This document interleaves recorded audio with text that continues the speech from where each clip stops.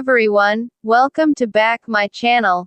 I hope everyone is having a wonderful day. Before starting the video, please go ahead and hit the subscribe button, and give this video a thumbs up. It's time to stand up in today's Tom Selleck is 81 now, born 1945.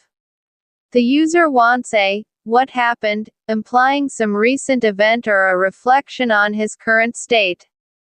Given the emotional plea, it's probably not something tragic like death, but more about aging, loss, challenges, or a poignant life update. I recall Selleck has faced financial struggles recently due to drought affecting his avocado ranch in California, which made news. He also has had health issues like arthritis. And his career, especially the recent end of Blue Bloods, is a big part of his life.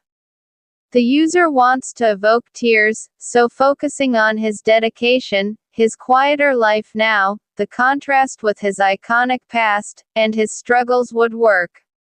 The user specified a single paragraph of 1900 words. That's a very long paragraph, almost an essay without breaks. I need to maintain flow, use emotive language, and build a narrative arc. Start with his current image, aged but dignified, then his past glory, then the challenges, financial, health, career ending, then his personal losses and resilience, and end on a bittersweet, inspiring note. Avoid being overly morbid. The "don't cry" suggests tears of sadness and admiration mixed. All right, in a continuous, flowing, almost stream of consciousness style but with careful pacing. Use vivid imagery. His wrinkles, his ranch, his voice changes. Address the "what happened" as a series of late life trials. Need to hit 1900 words. That's long, so all elaborate details, include quotes like his philosophy on work and family, and scenes from his life. The tone should be respectful, mournful yet reverent, like a tribute. End by telling the reader to let the tears fall, as it's okay, to complete the emotional instruction.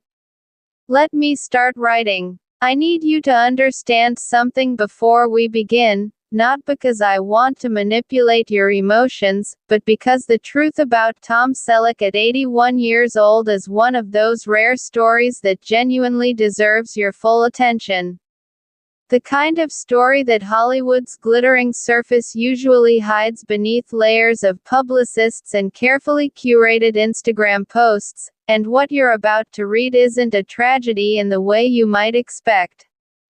Nor is it a triumphant comeback story filled with easy victories, but rather something far more human, far more real, and far more heartbreaking in its quiet dignity. The story of a man who became an American icon not because he chased fame, but because he refused to let fame change who he was, and now, at 81, the bill for that integrity has come due in ways that will make you want to call your own father, your own grandfather, or simply sit in silence and process what it means to grow old with grace when the world has largely moved on.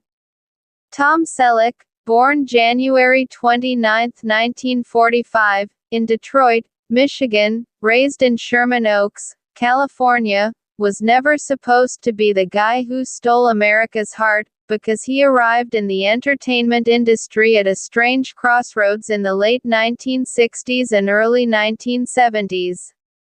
A time when Hollywood was shedding its old skin and trying on new, edgier identities, and Selleck, with his 6 feet 4 inches frame, his deep, rumbling voice that sounded like it had been recorded in a walnut-paneled library, and that mustache, that magnificent, iconic, world-famous mustache that had its own fan club and its own cultural gravity, seemed almost like a throwback, a handsome relic from a more straightforward era. Yet when he landed the role of Thomas Magnum in Magnum, P.I. in 1980, something alchemical happened, because he wasn't just playing a detective.